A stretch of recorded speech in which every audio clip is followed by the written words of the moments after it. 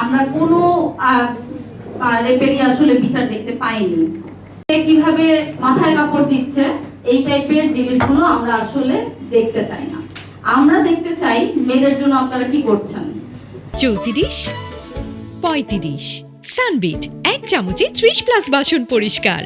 Last কয়েক মাসে আপনি যদি দেখেন, খেয়াল করেন কি পরিমাণে মেয়েদের প্রতি সহিংসতা বেড়েছে, রেপ হচ্ছে, কিন্তু এটা নিয়ে আমরা কোনো ধরনের স্টেপ নিতে দেখছি না। আমরা যদি চেঞ্জেসের কথা বলি বা সলিউশনের কথা বলি, আমরা বারবারই বিচার চাই, কিন্তু at the end of the day আমরা কোনো বিচার পাই না।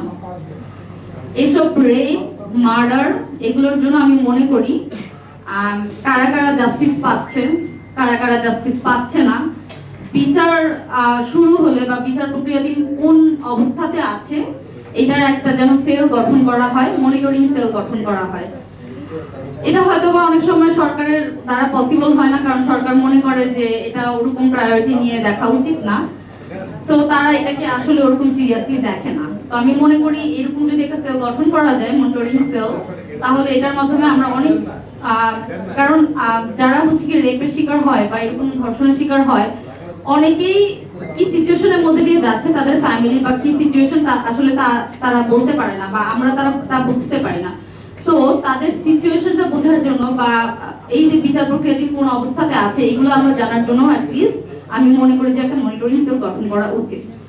আর রেপের তো সর্বোচ্চ শাস্তি আমরা সবসময়ই চেয়ে আসছি, যেন সর্বোচ্চ শাস্তি যেন ফাঁসির রায় হয়, কিন্তু আমরা এখন পর্যন্ত কোনো আসিয়া থেকে শুরু করে আমরা কোনো রেপেরই আসলে বিচার দেখতে পাইনি।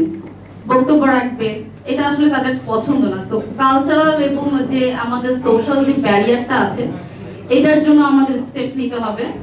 আসলে আমাদের মেয়েদের আগে চিন্তা করতে হবে যে আমরা কি চাচ্ছি, আমরা কি আমাদের নিজেদের সেফটি চাই, আমরা কি নিজেদের ভালো চাই কিনা, আমাদের নিজেদের সেফটিটা আমাদের আগে এনশিওর করতে হবে। এবং আমি মনে করি আমাদের জন্য আমাদের সবার আগে কথা বলতে হবে।